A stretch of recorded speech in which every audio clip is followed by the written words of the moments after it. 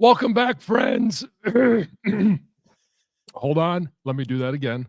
Welcome back, friends. I got a little frog in my throat today, so I'm going to try not to get too excited as long as Brian Boesch doesn't ask me about the offensive line and even the defensive line, because I'm very excited about them as well. I may not have an issue. Didn't start off well, but we are off and running. I do want to let you know what is going on M Go Blue Podcast, Conquering Heroes on Thursday. We've got the women's golf head coach, Jan Dowling. Excited to talk to her. Defend the Block will be back. And a little bit later this month, I'm going to bring in my partner, Mr. Brian Boesch, the voice of the Wolverines. While I clear my throat just a second, he's going to tell you when that will return. And I want to hear a little bit more about the roster, the transfer portal, any tidbits you could give us.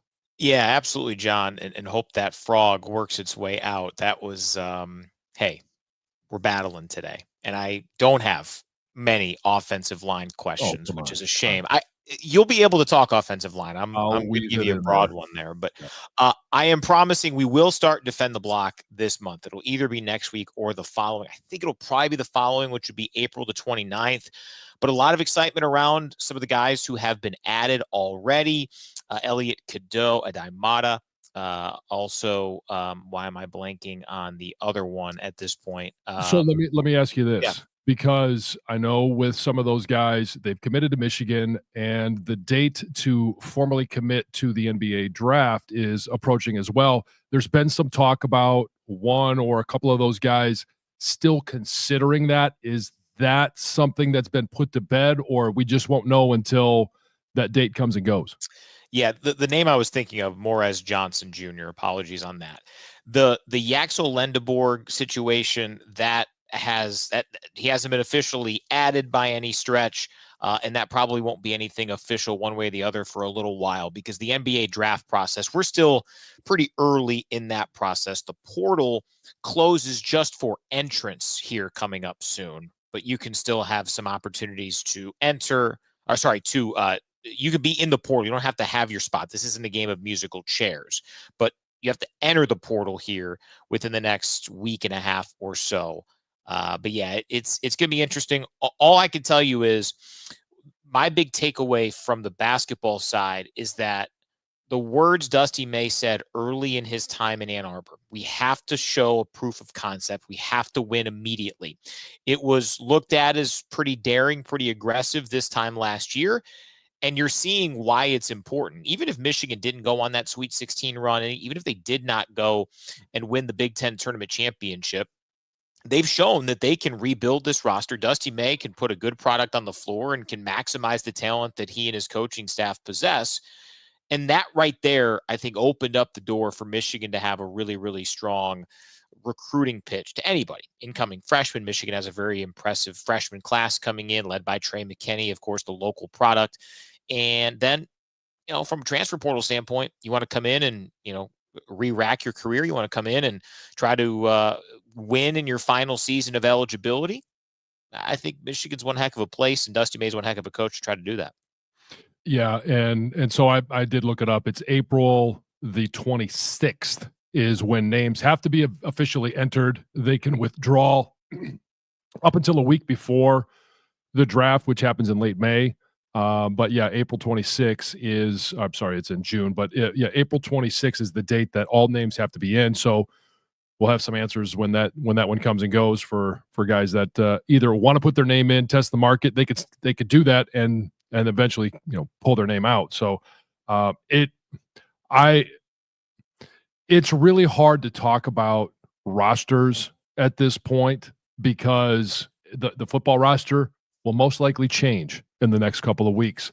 The basketball roster, as we've seen since the end of the season, will change. And there's just a lot of there is excitement about it, as there should be. New players coming in, new potential. But it's tough at this time of the year to be a dialed-in fan, just because don't know who's really going to be making up the roster. In bulk, you kind of do, but it can always change. Yeah, you have to be on your toes if you are a coach, if you are a player, if you are a fan this time in college sports. And certainly that will be a topic that we will dig into post spring game into May. We'll see how it all transpires for Michigan football. Let's get into it because we do have a spring game this week. It's a bit unique. It will not be televised or broadcast on the radio. It'll be tape delayed on TV next week. But John, what can you share with fans about the format, anything you know about the protocols? What have you learned about Saturday's spring game at noon at the Big House? I have the official rules sheet here, and it's just not particularly not particularly long, yes, but it's general rules of football. But the game will be operated. It will officially kick off in the Big House, the Maize versus the Blue at 12:05 p.m. There will be 15-minute quarters, 4 quarters, obviously making up a football game. Clock will stop only on the change of possession or on scoring plays. Other than that, it will be a running clock. 2-minute warning, or as we should say, the 2-minute timeout at the college level. Those will happen in both the second and fourth quarters. There'll be exactly 60 seconds to gather themselves and talk to the coaches. Then they will be back at it. There'll be a 3-minute break between the first and second quarter, as well as the third and fourth, and a 15-minute halftime. No report yet on if the band will be there performing. Would always love to see a pep band, at least in the stands, for that halftime. Each team can run a maximum of 2 trick plays. And this gets into how Sharon Moore will be the commissioner of this game, what he deems a trick play, what is not, but 2 trick plays max. Kicks and punts are all fair caught. There will be no field goal or punt blocks. They will line up for field goals. They will line up for all special teams, but they basically will be dead plays. If at the end of the game or at the end of the second quarter, a team wants to go for an onside kick, no onside kicks, but something that's been bantered about at the NFL level, 4th and 15 play that needs to be converted to keep possession. That will be on the table for the teams, and instant replay. Yes, even in a spring game, instant replay, teams can challenge 2 calls per half. So we will have stoppage of clock there for instant replays. Hopefully they're quick. 2 per half per team? Oh my goodness. Yes, I know they're all going wild and crazy. But they want to make sure the officials get it right. It's steak dinner or spaghetti dinner riding on the outcome of this game. So a little bit pressure on the officials. Oh, so not hot dogs. It's spaghetti this year for the loser. Well, I don't know that officially. I know that the steak is for the winners, and quite honestly, spaghetti, hot dogs, chicken. I mean, they should make the losers eat vegan, honestly. But that might be a little bit drastic. What would your, if you were a commissioner, what would your, no, I'm curious about this. What would your punishment, lunch, early dinner be for the team that loses? How would you formulate that plate? Salad. That's it. That's all you get is salad. I mean, you don't win the game. The winners, all right, have to sit there and eat in front of the losers, or I should say the losers have to sit there and watch the winners eat a big, nice, juicy ribeye steak. For all of those with a sensitive palate, they can have some type of grilled chicken, maybe a fish on the side, and might go with like a shrimp appetizer. You could do the Scotty Scheffler Masters. Yes, you could. Yeah, you could do that. Some homemade biscuits. Would this be a dry salad, like no dressing? It's just a bunch of lettuce. Oh, they could use dressing. I don't care. It doesn't make it any better. It's still salad. So it's, but yeah, losers, salad only. All right. Well, those are some of the details, certainly some intrigue and mystique to the spring game. So for those going out to the game on Saturday, enjoy. Those are some of the parameters. Before we get into the players that you'll be watching, because I do want to gauge that from your standpoint, how about talking through what aspects from these first 13-ish spring practices that have already taken place, what aspects most carry over into the game, and what aspects are you maybe zeroing in on as more important when you actually get to Michigan Stadium in front of fans with officials there in not a true game day setting? You mentioned some of the unique aspects to it, but a game to an extent. What are the ones you think are much more identifiable in that format than they would be in a practice setting. So everything changes when you get into a game setting. And I'll talk a little bit more about that, but it's really for what carries over. It's got to be the hitting. It's got to be the contact. It's players at practice that are going up for those 50-50 balls, DB versus wide receiver. That can carry over. That could be the same because you still want to see competition there, and you see it every day in practice. It's the battles up front. It's linebackers or edge defenders rushing the passer, and quarterbacks will. I probably should have said this as well. I think it's probably understood. Quarterbacks will not be live in this game. There will be no sacks. I'm sure Sharon Moore will be standing back there with a whistle, and will call the play dead when he deems it's dead. But I do want to focus more on the important, because we talk about teams having spring games, not having spring games. What is it that these players, and what will I be looking for in a game setting in the big house with fans in the stands, two teams actually playing for something, albeit not the stakes during the regular season? Assignments. Anytime things speed up, because they will speed up, it's a different speed at the spring game than it is at practice. Guys want to show out. It's a game setting. And so assignments, that's one of the first things that goes. You get up to the line of scrimmage and you're like, yeah, I'm going to kill this guy. And then all of a sudden you forget the snap count. You forget all of the technique. Everything goes to hell, especially for some of the young guys, because they just want to get rocking and rolling. So that's one thing. The other one is going to be just drives. Like, you're going to have offensively and defensively, an offense hopefully will put together 8, 9, 10 play drive. And it's going to be different than at practice, where at practice, hey, you run a play, you get back to the huddle. Sometimes coaches are yelling at you. Sometimes they're talking to you, but there's a little bit of more of a time to gather yourself before the next play. This is going to be, hey, no coaches on the field, nobody to look for help. It's just, hey, you line up, you go huddle up, or, get to the line of scrimmage, and you've got to perform. You've got to listen to the call. You've got to execute. You've got to put one play behind you and then get ready to rock and roll. So that's going to be one thing. In those drives, how does the offense work personnel groups? It's about communication. And you've got to do that all from the sideline. And they try and simulate it at practice. And, hey, coaches off the field, all this stuff off the field. But it's a little bit different when the tempo and the speed is picked up. And some young guys are going to be looking around at the big house. Wow, it really is big. And they're going to get distracted. You got to stay focused. And when your personnel group is called, you got to be ready. Special teams. This is going to be one of the, even though they're not live, it is about the special teams and making sure that you got to have 11 guys out there on kickoff, got to have 11 guys on kick return, punt return, field goal block, all of those different things. And if you're not out there, oh, trust me, that you are definitely going to hear it from the coaches. And along with the, personnel groups offensively, how do they work the substitutions on defense? From the sidelines, the communication, all of that stuff is going to be at a heightened level. And then when it really comes down to it, it's about execution. I talked about the assignments, talked about all that stuff. It's technique. As soon as you ramp things up, now all of a sudden, do I forget to take the right step as an offensive lineman? Am my eyes in the wrong place as a defensive back? What are my keys as a linebacker or edge defender?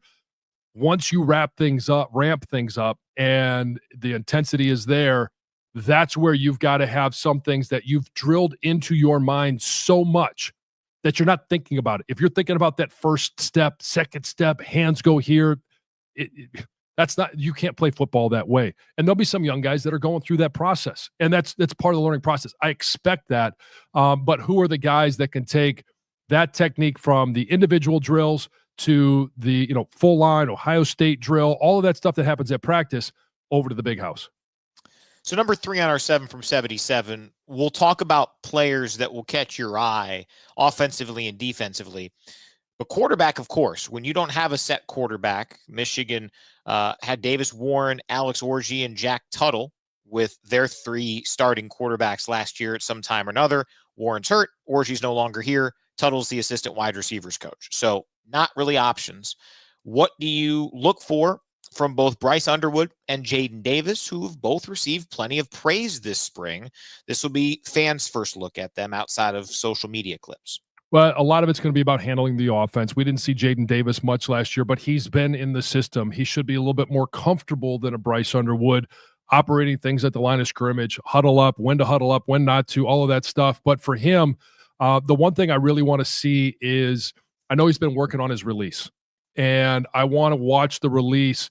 And it's not just on the first couple of plays or the first couple of scripted plays. It's in the second, third, fourth quarter.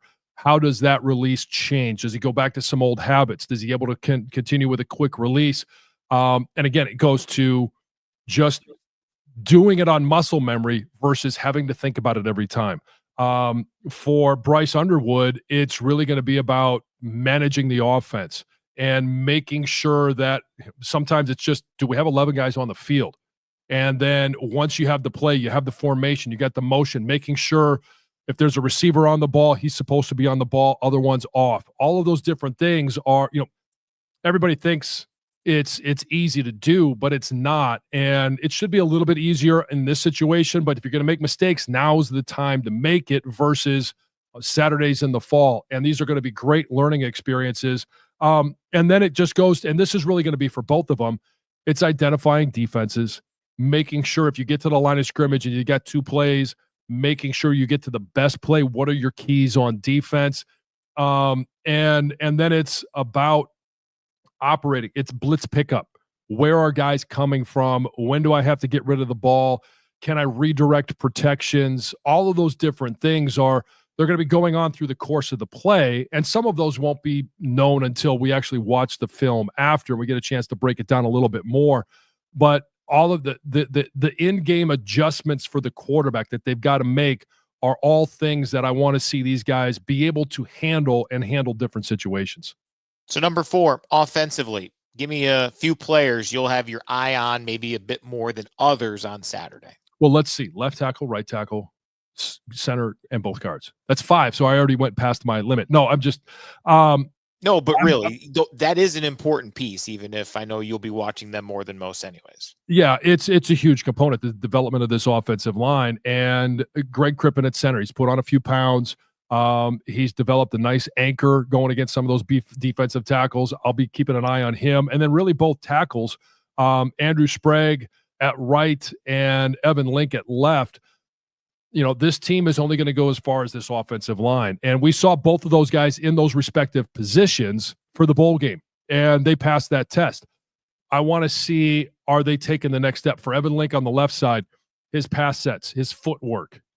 He's such a big dude. I want to see him, especially in third and long situations, more of a vertical set. Because bull rush shouldn't be the issue against him. There's not a lot of guys that are going to just sit there and bull rush him and run him over. But if he takes, horizontal steps and gets his feet close together, how does he, fix that from play to play? Those are just some of the things I'm talking about or watching for him. And Andrew Sprague, it's really just as he taking the next step in all of the techniques. And he's such a good athlete at that position. He has the ability to jump guys, vertical set, do a lot of different things. But I want to see him be really zeroed in on his run fits. Hat and hands are so important up front. And I want to make sure that he's got his hands in the right spot. His balance is good because we know he's got a mean streak. I love the way that he plays football, and I'm really excited to see him take that next step. The other guys on offense, and we talked about the quarterback, so I'm going to leave him out of this conversation, but the wide receivers, Donovan McCulley, who we talked to, Fred Moore, who we've talked to, and some of the younger guys, Kendrick Bell, Shannon Goodwin, guys that we haven't seen. We need to take a big step in that relationship between quarterback and wide receiver. Not all of it last year was the quarterback. Not all of it was the receivers last year. But I want to see that we have a vertical passing game, guys that can get downfield, run good routes. And we'll talk about coaches later in the program. But it's really, how does Chip Lindsey call this? And what type of offense is he going to be running to create separation for these guys? And so those are just a handful of the guys. And obviously in the backfield, you've got to replace your two starters. And so I'm looking at, Justice Haynes, transfer from Alabama. Like what I've seen in practice so far. Jordan Marshall, we've talked about him and his skill set being compared to Blake Corum. Want to see him take another step. And Ben Hall, change numbers, and I'm excited to see him take another step as a young player. Yeah, Ben Hall had a big spring game a couple of years ago. We'll see if he can generate that after getting a lot of touches, wasn't as productive and as efficient as Marshall against Alabama, but still showed some of that bruising type of potential. All right, defensively, number 5 on our 7 from 77. A few names that you'll be keeping an eye on. It's really going to be a lot of what's going up front because they're replacing a lot of talent. Derek Moore has had an unbelievable spring. And I'm really excited to watch him.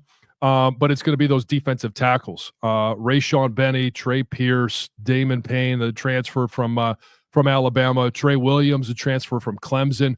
What's the rotation look like in there? I've talked to Enoeta and making that transition still from edge defender to defensive tackle, using some of that athletic ability that he had as an edge. It's a little bigger now. Want to see what he does on the interior.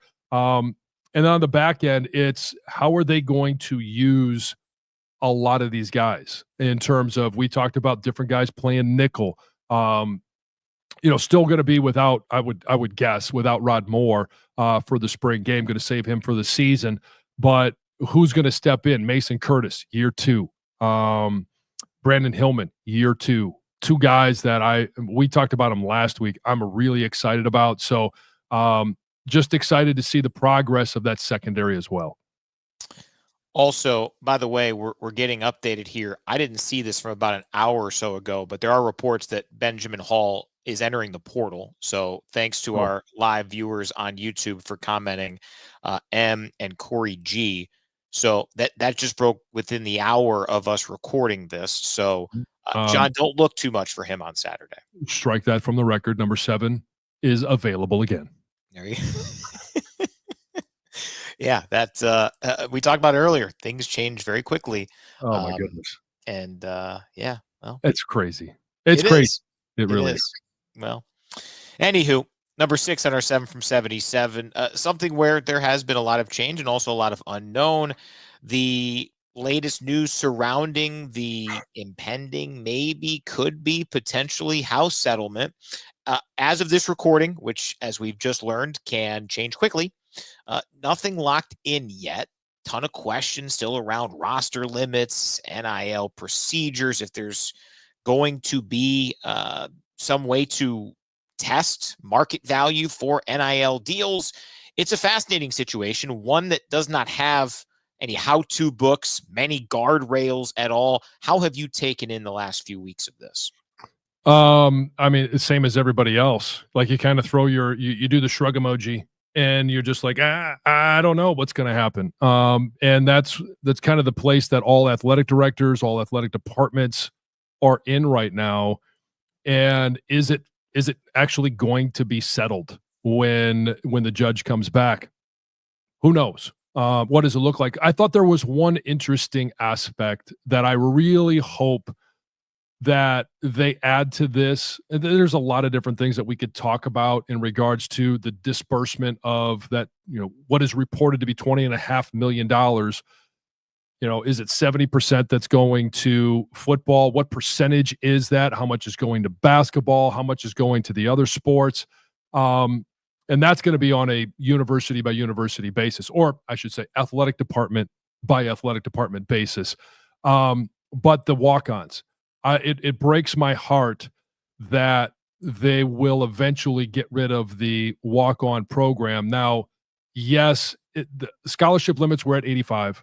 And if roster limits go to 105 and you can have as many scholarships, it's great that 20 more guys every single year will have their education paid for. I think that's tremendous. But for programs that have typically been somewhere between 130 and 140, roster, now you're looking at 25 to 35 guys that will no longer have the opportunity to play college football at Michigan or at any program. And the aspect that I thought was unique is when the judge was leaving, as it's been reported, she mentioned something about the current size of the rosters, those walk-ons that aren't going to be getting scholarships should be grandfathered in. And it saves Sharon Moore from having to have 35 different conversations of, we love you, we appreciate all the effort, the time and energy that you've put into this, but you're not going to be part of the 105. I think that's brutal. And those guys that are on the roster right now as walk-ons should be grandfathered in. And 4 years down the road, when there's no more walk-ons, okay, we'll live with the 105. So that's where I'm really hoping, and I've got my eyes on, are they going to make that tweak to the settlement?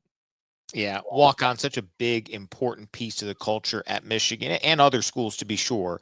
But I mean, remember that, I think it was Northern Illinois 21 or 22, where Michigan had more than 100 players appear in a game.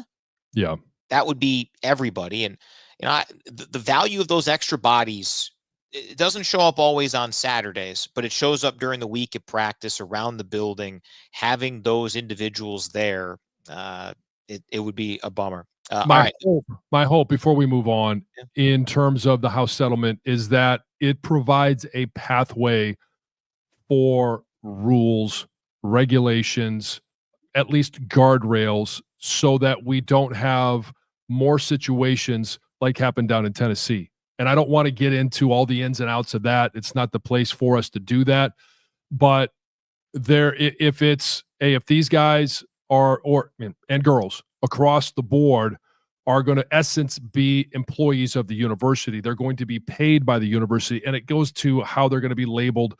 But there needs to be some commitment from the university as well as from the player's perspective, so that you don't have some situations like that, popping up across college football, college athletics. Lastly, for those who are listening on or joining us on the video stream, be sure to check out Wednesday's episode on the audio side of things. 3 great conversations, starting with returning leader, returning starter on that O-line, Giovanni El-Hadi. Also, Kalel Mullings and Makari Paige gearing up for the NFL draft. 2 incredible stories. Mullings for the position change from linebacker to an Ohio State legend for Michigan, going to Columbus, putting together an incredible grinded out performance. And then Makari Paige, local product, done good. He's trying to make it to the NFL. Just set the scene for those 3 really insightful, interesting interviews. Yeah, for Gio, it's an ability to move back to a position that's a little more comfortable from him. He moved over to right guard last year with Josh Pre playing left. Now he's back at left guard, and you could see he's just much more comfortable out there, coming out of the left-handed stance, being on that side. And the irony is that, along with that, the guy that he worked with for almost every game last year, save the bowl game, has moved over to the left side too. So he's got that rapport with Evan Link. And so, yeah, I think I'm excited, but he talks about that in the interview. And then Kalel, one of my all-time favorite Wolverines. I say this a lot about the guys that I get a chance to know. Never once did he question his time at Michigan. It was, what does Michigan need from me? At the beginning of his career, it was a linebacker. At the end of his career, it was running back. And I'll tell you this, if there's a team that is willing to be patient with him as he continues to develop, because he played running back for 2 years, he could be a major contributor at the next level. He's big, he's fast, but it's just about learning a little bit more about the running back spot.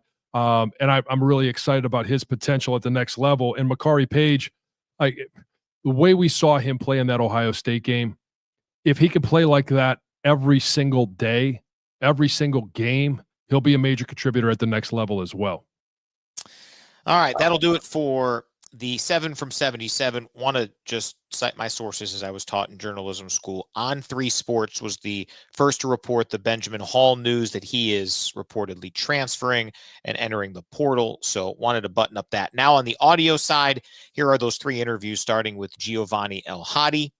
On the video side, we'll catch up on a few comments here and go into a few extra topics. John, the voice is battling here, so we're not going to keep you as long as normal. Well, I think I've held on pretty good. It did. It's going. Yeah, no, you were down.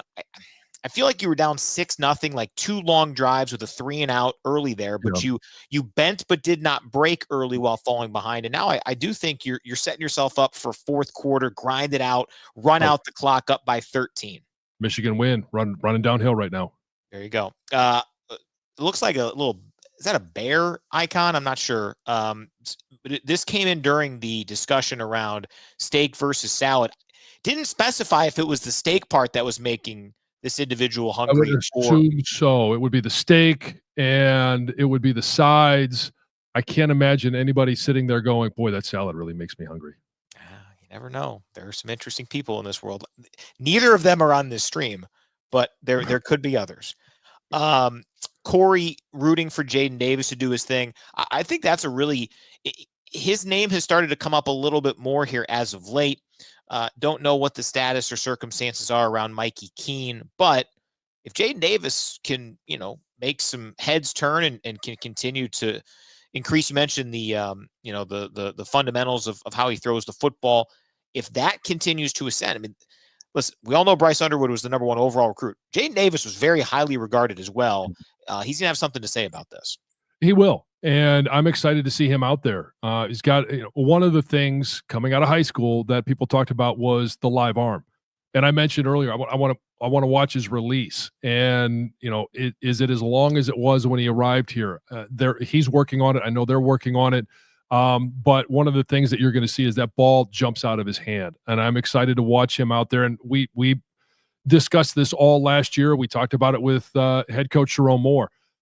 With the 3 quarterbacks that we saw last year, when are we going to see Jaden Davis? And now is going to be our first opportunity to see him as not just as a quarterback but as an athlete. Both of these guys, Underwood and Davis, add another element to that quarterback position where we saw it last year with Alex Orji being able to run around behind the line of scrimmage and quarterback runs, design quarterback runs.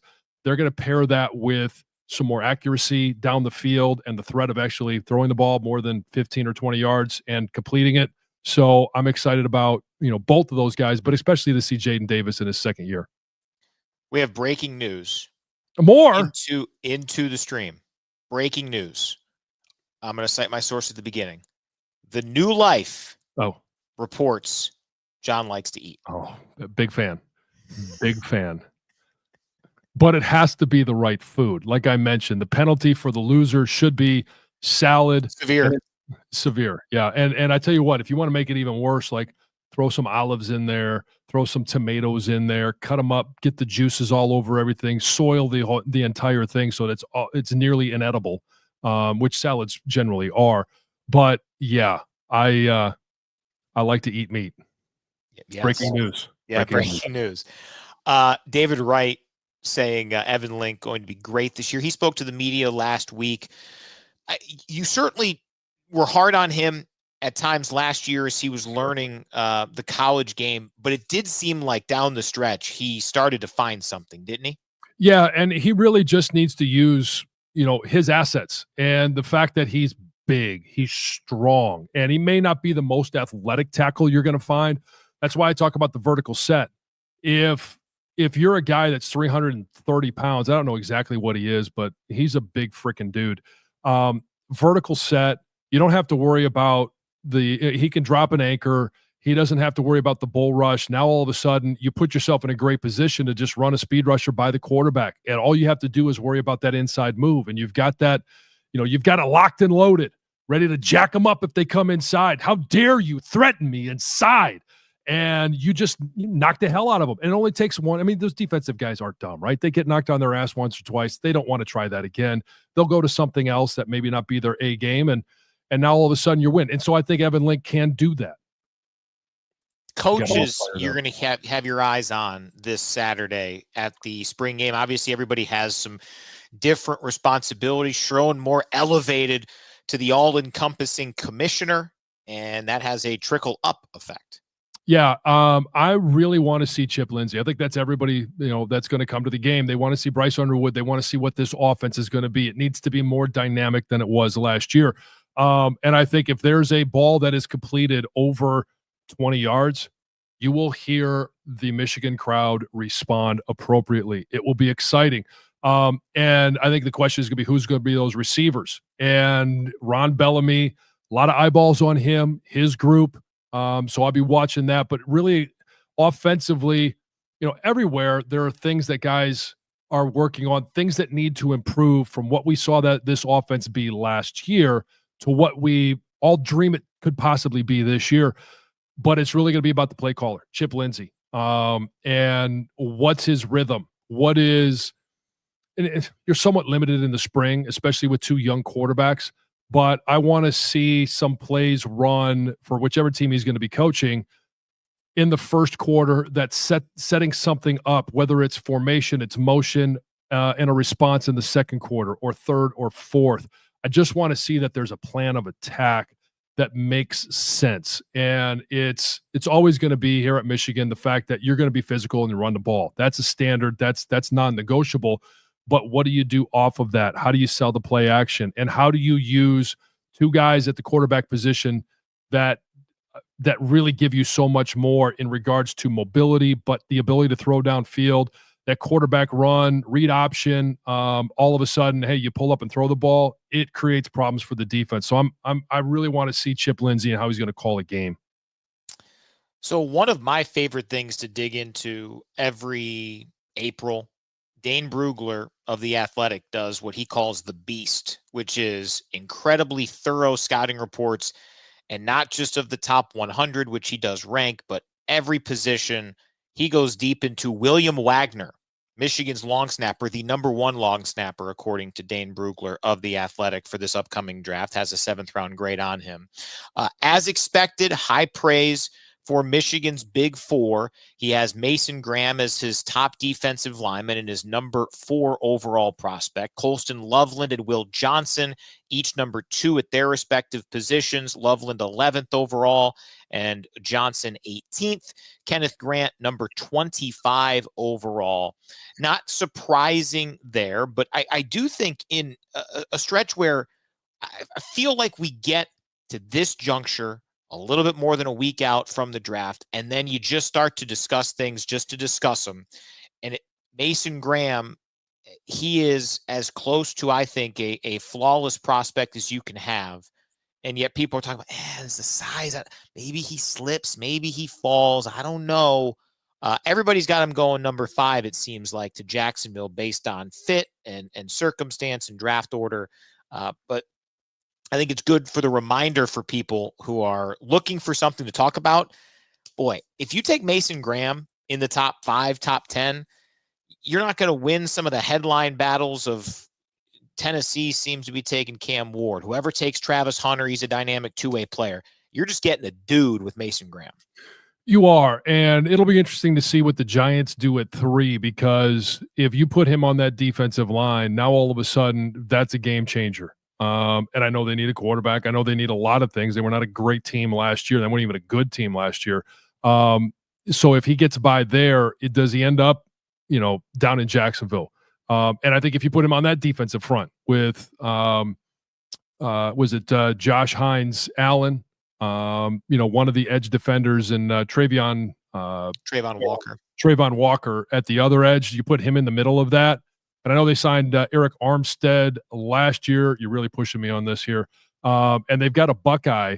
I don't remember his name. He's been in the league 6 or 7 years. And who wouldn't take a Wolverine over a Buckeye in that position anyway? So I think it seems like a home run for Jacksonville. But there's no one that's flawless, because but I agree with you. If you're a plug-and-play guy, it's not going to be your quarterback. There's going to be some bumps on the road.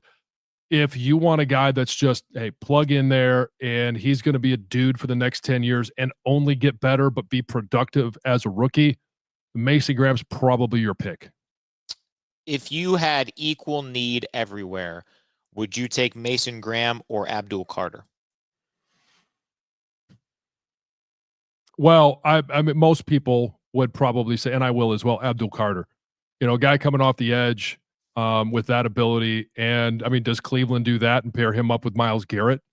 That would be a formidable group, and that would be a great position for him to be in, rushing opposite Myles Garrett, who's going to get all your double teams. Everyone's always going to say edge defender because those are the guys that get home the most. They get to the quarterback. They impact the game at some key moments. Not that Mason won't, but if you're talking about just two guys that could change the game, you're always going to, I would say veer towards the edge guy.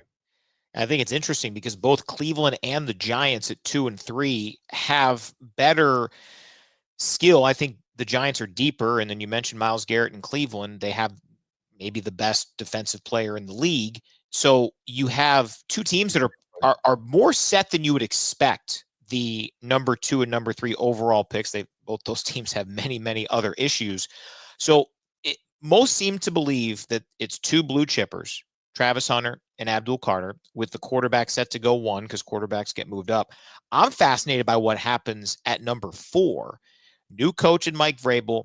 Patriots have obviously a ton of needs, but they have the quarterback position, you think, solidified with a former Chip Lindsey pupil in Drake May. Is Mason Graham an option there?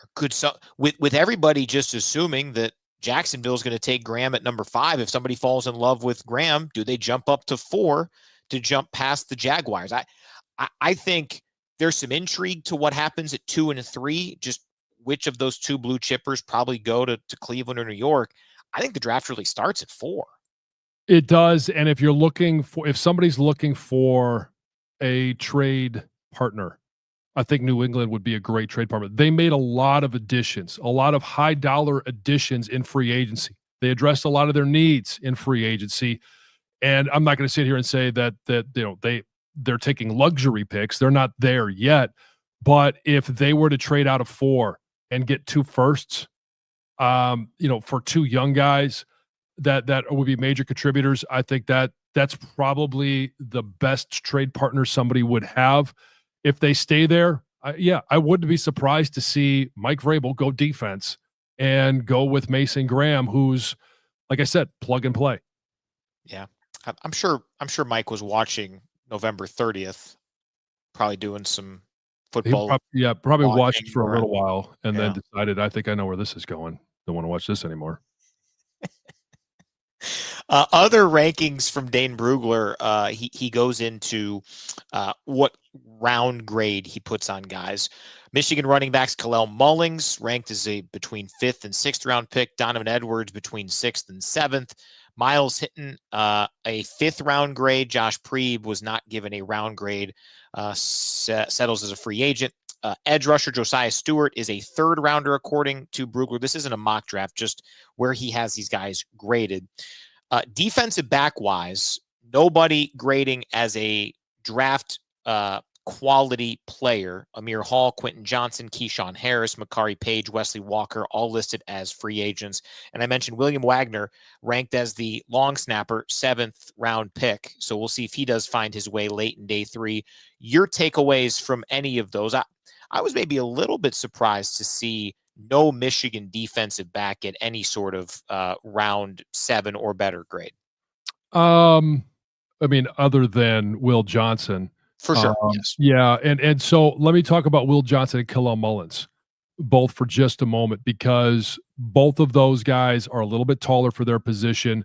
When they run, it's a little bit deceiving as to how fast they are. It was kind of like watching Charles Woodson. He was so smooth. I'm not comparing either of them to Charles, but they weren't able to run their 40s, even in the private pro day that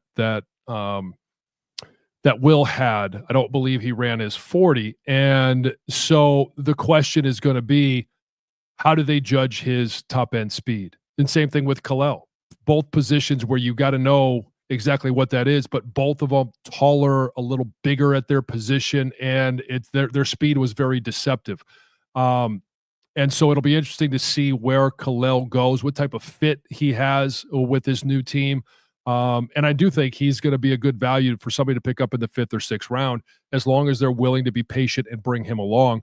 And Will's going to be really interesting to see where he goes in the 1st round. I think he's going to go in the 1st, And that's not stepping outside the box at all, but does somebody want to take a chance on him because of the way that they saw him play when he was healthy? He was a dominant individual. A lot of people thought he was the best cover corner, the best overall corner in the draft. And do they take him as high as 8 or 9?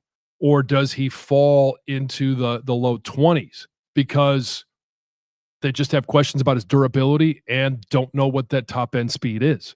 So those are a couple of guys. And then in terms of the rest of the secondary, I think all of those guys will be in camps. I think all of them will get a chance, and they're going to have to excel not just defensively but in special teams if they want to make a roster. I think that's why Mullings is so interesting as a guy who, Yeah. When you have a 5th or 6th round grade, according to, I mean, Dane Brugler does a really nice job, but it's one scouting report. Everybody's different. And that means that Mullings could go in like the 4th. He could go undrafted because once you get to that point, who the heck knows? But the special teams ability for Kalel Mullings, his linebacker experience, his size, his speed, I wouldn't be surprised if we see Kalel Mullings as a multi-year NFL guy who maybe doesn't put in a ton of, big time numbers, but could you see a year where he plays some special teams and gets like 5 1-yard touchdown runs for, I don't know, Jim Harbaugh or something? Oh, yeah. I mean, and a guy that and one jumping pass. Yes. You could see him as a special teams warrior. Like, just take a look at, because we're talking to a lot of people that obviously are Detroit Lions fans as well. A Jalen Reeves-Maybin, that's no longer with the Lions, but he was a special teams warrior. Sione Vaki, who they drafted last year. I do see that type of skill set in Kalel Mullings and the value added to the team.